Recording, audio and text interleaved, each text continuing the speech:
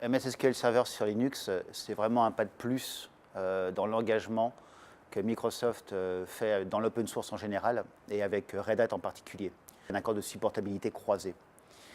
Aujourd'hui, avoir MS SQL sur Linux, c'est véritablement fournir à nos clients la capacité à traiter la problématique de données et donc à envisager la portabilité des données et donc des applications avec leurs données critiques dans un environnement hétérogène de cloud hybride à l'aide des technologies certifiées avec Red Hat.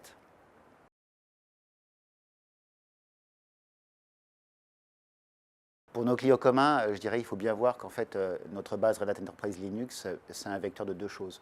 Le premier, c'est un vecteur d'innovation technologique, parce que ça permet justement d'apporter l'innovation issue de l'open source à travers une plateforme qui est stabilisée et qui est sécurisée pour nos clients, et de faire bénéficier d'innovations technologiques comme les containers, justement pour certains types de workloads.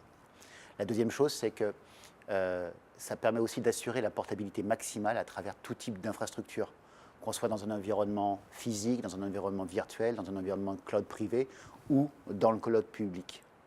MS SQL Server sur Linux et sur RHEL en particulier, c'est justement offrir aux clients MS SQL la capacité à tirer parti de ces innovations et de cette portabilité.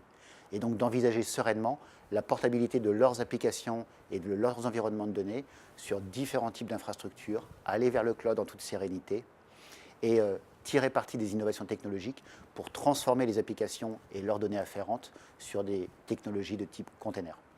Alors, il faut voir que pour nos clients RHEL, il y a deux choses importantes quand ils utilisent du RHEL dans leurs environnements.